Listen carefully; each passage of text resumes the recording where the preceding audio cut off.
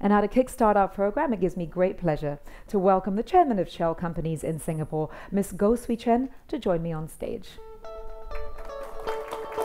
Thank you, Swee Chen. Good morning. Morning. I feel like I should have worn red as well. We would have been matching. I looked around the room and I thought I got the wrong memo. No, they got the wrong memo. They got the wrong. Oh, everybody else got the wrong memo. It's everyone else's fault. So, I've got you on stage. I really want to ask you the most important question is, why does Shell organize this event, Powering Progress Together? Well, we've been organizing Powering Progress Together since 2012.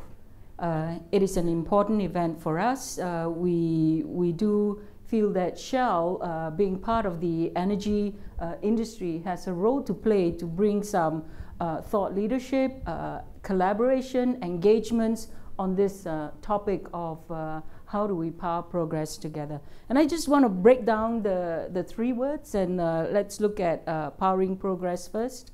It is our belief that power or energy system is absolutely essential to progress in the world. Hence the theme, better living. And we do know, though, that in terms of powering progress, that energy is a very vital ingredient in almost every economy. When we look at the energy sector, we see it as one small part of the whole big system. But in fact, energy is really hidden in every economy. So we all hear about Bitcoin, and we know that in order to mine Bitcoins, it actually consumes the power of probably many cities in order to run the algorithm, to run Bitcoins. So this one around energy access to all and energy being a vital ingredient in almost all economy, it's something that we've seen and we believe in, and therefore we want to make sure that Shell can play a role in ensuring that there is energy access for all, and in turn that develops progress. The together piece is when we looked at the problem, we want to engage all parts of whether it's sectors, it's organizations, entities, so from corporates, governments, academics, and NGOs as well, to get together to innovate and to think about and to develop solutions, energy solutions that will power progress. You have to bring all the parts together.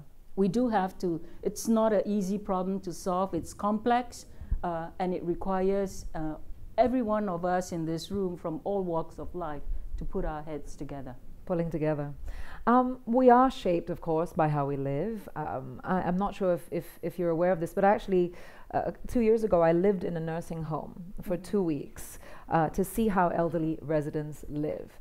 And I kept thinking about that in reference to this forum, and I was really wondering what it would be like living for 2 weeks without energy. And so the theme of energy for better living definitely intrigues me. So why this particular focus? Well, when we look at the energy system in Shell, we look at scenarios, right? And in Shell, 10-15 years is considered medium term, and the ultra long term is about 50 years. And as we look at the scenarios, it's clear to us that something is going on. The world needs more energy. But on the other hand, there are emissions challenges. And so we cannot continue to provide energy that comes with large emissions or a heavy carbon footprint. And as we think about going out into the future, the big problem is how do we provide more energy, but how do we do it in a cleaner fashion? And that is why we're very interested in getting into the discussion on this energy transition. And the energy transition is going on. In many presentations, I like to show this map of the world that is redeveloped based on population density. And in our part of the world, I think Ars Templeman, who is here, he was the first one who introduced me to this map that was developed by the students from the Sheffield University. And in this part of the world, this is where we expect to see the largest population base and growth.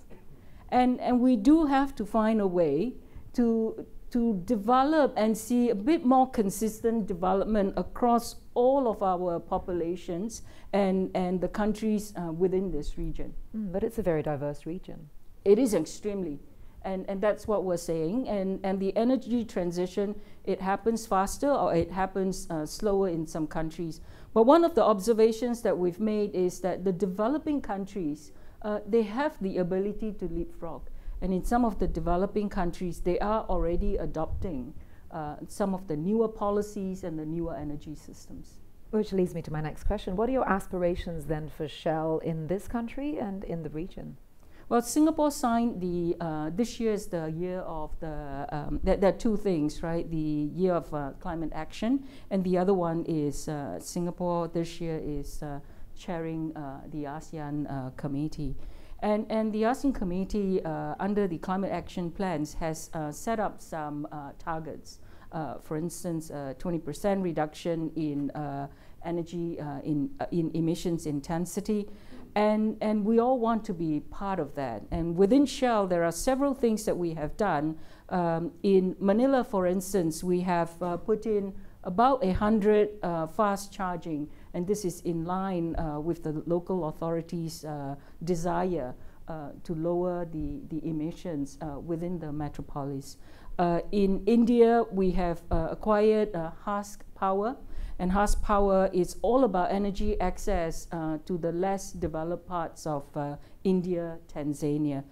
And I want to bring it closer to home here and talk about what we do in Singapore. Outside in the booth, we have 4 booths set up, and they are part of the startup that we have support through a accelerator program that we have launched in fact last year, called Shell Idea Refinery. Very, very interesting ideas, and we've gotten coaches. In fact, Impact Tech over there, we've worked with them to identify these startups. The other thing that we do is Singapore has always positioned itself as a living lab. We truly want to use Singapore as a place where we can innovate, where we can create and develop solutions with others in the ecosystem that will solve some of these energy problems. And in the hope of doing that, we see Singapore as a city of influence in the region.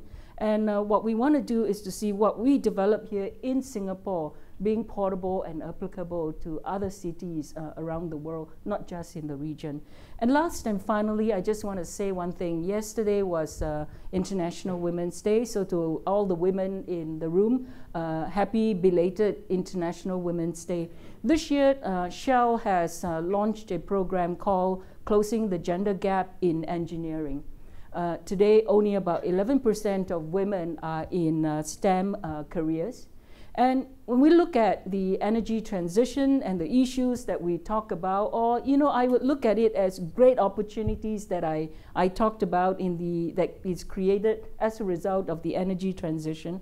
First, you need more people in engineering. You need more people in STEM careers.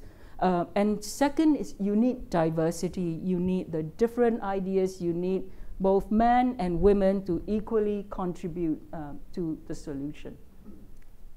Perfectly put, and I congratulate Shell on leading the way. Ladies and gentlemen, please a big round of applause, the chairman of Shell Companies in Singapore, giving us lots of thoughts for the future.